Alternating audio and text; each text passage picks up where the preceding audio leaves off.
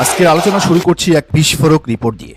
কাতার ভিত্তিক আন্তর্জাতিক সংবাদ মাধ্যম আল জাজিরা এক প্রতিবেদনে যা বলেছে তা বাংলাদেশের রাজনীতির হিসাব নিকাশ উল্টে দেওয়ার জন্য যথেষ্ট। রিপোর্টের সারমর্ম হল, এবারের নির্বাচন আর একপাক্ষিক নয়, এটি এখন পুরোদস্তুর দ্বিমুখী লড়াই। কিন্তু লড়াইটা আওয়ামী লীগ বনাম বিএনপি নয়, লড়াইটা এখন বিএনপি বনাম জামায়াতে ইসলামী। ডক্টর মোহাম্মদ ইউনূসের অন্তর্বর্তীকালীন সরকার আওয়ামী লীগকে নিষিদ্ধ করায় ভোটের মাঠের সমীকরণ বদলে গেছে। আল জাজিরা বলছে, ফ্রন্টলাইনার বা এগিয়ে থাকা বিএনপির প্রধান প্রতিদ্বন্দ্বী হিসেবে আবির্ভূত হয়েছে জামাত, এনসিপি এবং অন্যান্য ইসলামী দলের নতুন জোট। যে দলটিকে গত 15 বছর ধরে নিশ্চিহ্ন করার চেষ্টা হয়েছে, আজ আন্তর্জাতিক মিডিয়া বলছে তারা রাষ্ট্র ক্ষমতায় যাওয়ার জোরালো সম্ভাবনা তৈরি করেছে। বিশ্লেষকরা একে বলছেন চরম নাটকীয় প্রত্যাবর্তন। কেন? 1. শীর্ষ নেতাদের ফাঁসি ও কারাদণ্ড। 2. নিবন্ধন বাতিল ও অফিস সিলগালা। 3. হাজার হাজার মামলা, গুম, খুন। 2024 সালের আগেও কেউ ভাবেনি জামায়াত এভাবে ফিরে আসবে। আল জাজিরার রিপোর্টে বলা হয়েছে, বিগত 1.5 দশকের এই নিপীড়নেই তাদের প্রতি জনগণের সহানুভূতি বা সিম্পেথি বাড়িয়ে দিয়েছে। মানুষ এখন আর তাদের অপরাধী হিসেবে দেখছে না, বরং ভিকটিম এবং লড়াকু শক্তি হিসেবে দেখছে। জামায়াতের নায়েবে আমির ডক্টর সৈয়দ আবদুল্লাহ মোহাম্মদ তাহের আল জাজিরাকে একটি ঐতিহাসিক কথা বলেছেন। তিনি বলেছেন, বাংলাদেশের মানুষ দীর্ঘ 55 বছর ধরে আওয়ামী লীগ ও বিএনপি এই দুই দলের শাসন দেখছে। এখন তারা নতুন একটি রাজনৈতিক শক্তিকে ক্ষমতায় দেখতে চায়। 55 বছরের এই সাইকেল কি ভাঙবে? মানুষ কি সত্যি টেস্ট অফ চেঞ্জ বা পরিবর্তনের স্বাদ নিতে চায়? আল জাজিরা ইঙ্গিত দিচ্ছে, হ্যাঁ, মানুষ এবার বিএনপি বা আওয়ামী লীগের বাইরে তৃতীয় কোনো অপশন খুঁজছে এবং সেই অপশনটি হলো জামায়াত নেতৃত্বাধীন জোট। আল জাজিরার রিপোর্ট কোনো গুজব নয়, এটি গ্রাউন্ড রিয়েলিটির প্রতিফলন। জামায়াত এখন আর সাইড প্লেয়ার নয়, তারা মেইন স্ট্রিম কন্টেন্ডার। রাজনীতি আবেগ দিয়ে হয় না, অঙ্ক লাগে। আসুন আল জাজিরার রিপোর্টে উল্লেখ করা জরিপগুলো দেখি। 1. IRI জরিপ, বিএনপি 33 বনাম জামায়াত 29, ব্যবধান মাত্র 4%। এই জরিপটি হয়েছিল গত ডিসেম্বরে। চলতি বছরের জানুয়ারির জরিপ, বিএনপি 34.7% বনাম জামায়াত 33.6%। এটাকে বলে মোমেন্টাম। জামায়াতের গ্রাফ উপরের দিকে উঠছে, রাইজিং, আর বিএনপির গ্রাফ স্থবির তথা স্ট্যাগন্যান্ট। যদি এই ট্রেন্ড আগামী 20 দিন বজায় থাকে, তবে নির্বাচনের দিন জামায়াত বিএনপিকে ক্রস করে, ওভারটেক করে এগিয়ে যেতে পারে। বিশ্লেষকরা মনে করছেন, বিএনপির প্রার্থী তালিকা নিয়ে অসন্তোষ, জামায়াতের আধুনিক পলিসি, তরুণ ভোটারদের সমর্থন, এই 3টি কারণে সুইং ভোটাররা বা দোদুল্যমান ভোটাররা জামায়াতের দিকে ঝুঁকছেন। 1.1% ব্যবধান আসলে কোনো ব্যবধানই নয়, এটি নেক টু নেক ফাইট। IRI বা ইন্টারন্যাশনাল রিপাবলিকান ইনস্টিটিউট একটি মার্কিন প্রতিষ্ঠান। তাদের জরিপ আন্তর্জাতিকভাবে স্বীকৃত। যখন আমেরিকার কোনো প্রতিষ্ঠান বলে জামায়াত 29% বা 33%, তখন বুঝতে হবে পশ্চিমারাও এই উত্থানকে স্বীকার করে নিচ্ছে। জামায়াতের আত্মবিশ্বাস বাড়ার মূল কারণ এই ডাটা। তারা হাওয়ায় ভাসছে না, তারা ডাটা ড্রিভেন পলিটিক্স করছে।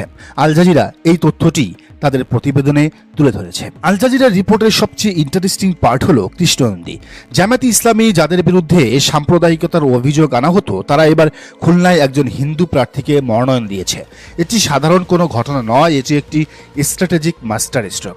এর মাধ্যমে জামায়াত 2টি বার্তা দিয়েছে। 1. অভ্যন্তরীণ, আমরা শুধু মুসলমানদের দল নই, আমরা সবার দল, আমরা অমুসলিমদেরও এমপি বানাতে পারি। 2. আন্তর্জাতিক, আমরা মডারেট ইসলামিক ফোর্স বা মধ্যপন্থী শক্তি। খুলনার মতো গুরুত্বপূর্ণ জায়গায় হিন্দু প্রার্থী দেওয়া প্রমাণ করে জামায়াত তাদের সনাতন ভোট ব্যাংক টানতে এবং ইমেজ সংকট কাটাতে কতটা সিরিয়াস। আল জাজিরা লিখেছে, Jamaat presents itself as a moderate Islamic force. এই রিব্র্যান্ডিং খুব জরুরি ছিল। 1971-এর ব্যাগেজ বা বোঝা ঝেড়ে ফেলে জামায়াত এখন 2026-এর আধুনিক দল হিসেবে নিজেকে প্রেজেন্ট করছে। কৃষ্ণনন্দীর নমিনেশন সেই রিব্র্যান্ডিংয়ের অংশ। এটি অমুসলিম ভোটারদের আশ্বস্ত করবে এবং ভারতের মতো প্রতিবেশীদের কাছেও পজিটিভ বার্তা যাবে। জামায়াত প্রমাণ করতে চাইছে রাষ্ট্র সবার, তাদের নাগরিক কার্ড ধর্ম দেখে দেওয়া হবে না। কৃষ্ণনন্দী যদি জিততে পারেন, তবে তা হবে বাংলাদেশের রাজনীতির ইতিহাসে এক বড় প্যারাডাইম শিফট। আওয়ামী লীগ নেই, তাই সংখ্যালঘু নির্যাতনের জুজু দেখিয়ে আর ভোট নেওয়া যাবে না। জামায়াত সেই ভয়টা ভাঙিয়ে দিয়েছে। আল জাজিরা উল্লেখ করেছে, জামায়াত একা লড়ছে না, তাদের সাথে আছে জাতীয় নাগরিক পার্টি এবং অন্যান্য ইসলামিক দল। এটি জামায়াতের শক্তিকে দ্বিগুণ করেছে। এনসিপি মানে জেনজি বা 24-এর বিপ্লবের স্পিরিট। বিএনপির প্রতি তরুণদের যে অনীহা, সেটা ক্যাশ করছে এনসিপি, আর এনসিপি জোটে থাকায় সেই ভোটগুলো ইনডাইরেক্টলি জামায়াতের বাক্সে আসছে। আল জাজিরা এই পয়েন্টটাই হাইলাইট করেছে। তরুণরা নতুন কিছু চায়। জামাত এবার কৌমি এবং আলিয়া উভয় ধারার ইসলামী দলকে এক করেছে। এর ফলে ইসলামী ভোট তেমন একটা ভাগ হচ্ছে না। 33.6% ভোট ব্যাংকের বড় একটা অংশ এই ইসলামী ঐক্যের ফল। জামায়াতের নিজস্ব ভোট প্লাস এনসিপি তরুণ ভোট প্লাস কৌমি ভোট, এটাই হচ্ছে বিজয়ের ফর্মুলা। আল জাজিরা তাদের রিপোর্টে জামায়াতের ইতিহাসের কথাও উল্লেখ করেছে। 1941 সালে প্রতিষ্ঠা, 1971 সালে স্বাধীনতার বিরোধীরা, এগুলো তাদের ঐতিহাসিক ব্যাগেজ। কিন্তু রিপোর্টটি এও বলছে বর্তমান নেতারা দাবি করছেন বিগত 1.5 দশকের নিপীড়ন তাদের প্রতি জনগণের সহানুভূতি বাড়িয়ে দিয়েছেন। মানুষ অতীত নিয়ে পড়ে থাকতে চায় না, মানুষ ভবিষ্যৎ চায়। 55 বছর ধরে আওয়ামী লীগ বিএনপির কাদা ছোড়াছুড়ি দেখে মানুষ ক্লান্ত। এখন তারা দেখছে জামাত কি ডেলিভার করতে পারবে। তাদের ইকোনমিক প্ল্যান, তাদের অনেস্টি, তাদের টিম, এগুলোই এখন বিচার্য বিষয়। যদি জামাত ক্ষমতায় আসে তবে এটি হবে বাংলাদেশের ইতিহাসে প্রথমবার আওয়ামী লীগ ও বিএনপির বাইরে কোনো দলের সরকার গঠন। এটি হবে সত্যিকারের তৃতীয় শক্তির উত্থান। আল জাজিরা প্রশ্ন রেখেছে, could it lead the country next? জরিপ এবং মাঠের অবস্থা বলছে সম্ভাবনা প্রবল। বিএনপি কি এটা ছেড়ে দেবে? না, শেষ মুহূর্তে বিএনপিও সর্বশক্তি প্রয়োগ করবে, যা এখন তারা করছে। গতকালও জামায়াত আমিরের এলাকায় তারা নারীদের উপর হামলা করেছে। কিন্তু 1.1%-এর ব্যবধান ঘুচিয়ে জামাতকে আটকানো এখন বিএনপির জন্য পাহাড় সম চ্যালেঞ্জ। আজকে লাস্ট পার্টে আমরা এমন কিছু তথ্য দিব যা শুনলে আপনার মনে হবে রাজনীতির আসল খেলাটা স্টেজের পেছনে হচ্ছে। আল জাজিরা যা প্রকাশ করছে তা হিমশৈলের চূড়া মাত্র। আমাদের ইনসাইড সোর্স এবং বিশ্লেষকরা বলছেন শুধু মিডিয়া নয়, আইআরআই, ভারতের গোয়েন্দা সংস্থা, র এবং আমাদের ডিজিএফআই সবার টেবিলে এখন রিপোর্ট একটাই। রিপোর্টটি হলো 2026 সালে সরকার গঠন করতে যাচ্ছে জামায়াতে ইসলামী। সবচেয়ে ভয়ঙ্কর তথ্য হলো এই রিপোর্ট খোদ বিএনপির হাতেও আছে। বিএনপির নিজস্ব গবেষণা সেল মাঠ থেকে যে ডাটা এনেছে তা দেখে গুলশান অফিসের নীতি নির্ধারকদের কপালে ভাঁজ। প্রায় সকল গবেষণায় উঠে এসেছে যে বিএনপির চেয়ে জামায়াতের সরকার গঠনের সম্ভাবনা বেশি এবং নির্বাচনের দিন যত ঘনাবে জামায়াতের জনপ্রিয়তা জ্যামিতিক হারে বাড়বে। বিএনপির জন্য সবচেয়ে বড় দুঃসংবাদ হলো তাদের টপ লিডাররা নিজ নিজ আসনে নিরাপদ নন। এটা অকল্পনীয় মনে হতে পারে, কিন্তু সত্য। যাদের আমরা বিএনপির স্থায়ী কমিটির সদস্য বা হেভিওয়েট বলে জানি, তাদের আসনেও জামায়াত বা জোটের প্রার্থীরা এগিয়ে আছে। কেন এমন হলো? এক, জনবিচ্ছিন্নতা। বিএনপির টপ লিডাররা গত 15 বছর এসি রুমে ছিলেন বা জুম মিটিংয়ে ব্যস্ত ছিলেন, মাঠে ছিলেন না। 2, জামায়াতের সোশ্যাল সার্ভিস। জামায়াতের প্রার্থীরা করোনাকালে এবং বন্যা, 5 আগস্টের পর থেকে মানুষের ঘরে ঘরে গিয়ে সার্ভিস দিয়েছে। 3, তরুণ ভোটার। হেভিওয়েট নেতারা জেনজি বা নতুন প্রজন্মের ভাষা বোঝেন না, এনসিপি বা শিবিরের ছেলেরা যেটা বোঝে। ফলাফল, বিএনপি দুর্গে ধস নেমেছে।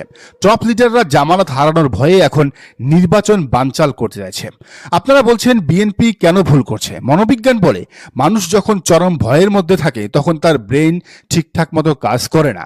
বিএনপি এখন প্যানিকড মুডে আছে। তারা জানে সুষ্ঠু ভোট হলে তারা হারবে, তাই তারা ইসি ঘেরাও করছে, পোস্টাল ব্যালট নিয়ে গুজব ছড়াচ্ছে, 22 জন বিদেশি নাগরিকদের নমিনেশন দেওয়ার মতো ব্লান্ডার করছে। এমনকি তারা বিভিন্ন জায়গায় জামায়াতের নেতাকর্মীদের উপর হামলা চালাচ্ছে। পার্থক্যটা এখানেই স্পষ্ট। জামায়াত ধীরস্থির কারণ তারা জানে তারা জিতছে, কনফিডেন্ট। বিএনপি অস্থির কারণ তারা জানে তারা হারছে, ফিয়ার। এই অস্থিরতাই তাদের ডুবাচ্ছে। তারা যত হাত পা ছুটছে তত বেশি কাদার মধ্যে ডেবে যাচ্ছে। আজকের এই ফাইনাল পার্টের শেষ কথা, র, ডিজিএফআই বা আইআরআই সবার ডাটা মিথ্যা হতে পারে না। সবার গবেষণা বলছে হাওয়া বদলে গেছে। আল জাজিরার মতো আন্তর্জাতিক গণমাধ্যমগুলো যখন জামায়াতের পক্ষে রিপোর্ট করে তখন বুঝতে হবে আন্তর্জাতিক হাওয়াও বদলে গেছে। বিএনপির উচিত ছিল বাস্তবতা মেনে নিয়ে জামায়াতের সাথে সমঝোতা করা বা বিরোধী দলের জন্য প্রস্তুতি নেওয়া, কিন্তু তারা ডু অর ডাই খেলতে গিয়ে সুইসাইড করছে। আগামী নির্বাচনে আমরা হয়তো দেখব বিএনপির বাঘা বাঘা নেতারা ধরাশায়ী হয়েছেন আর জামায়াতের তরুণ ও ক্লিন ইমেজের প্রার্থীরা সংসদে বিশাল মেজরিটি নিয়ে ঢুকছেন। জনগণ সিদ্ধান্ত নিয়ে ফেলেছে, এখন শুধু 12 তারিখের অপেক্ষা। দর্শক, আপনার কি মনে হয় জানান মন্তব্যের ঘরে। আর এই চ্যানেলে নতুন হলে অবশ্যই সাবস্ক্রাইব করে বেল আইকনটি বাজিয়ে রাখুন।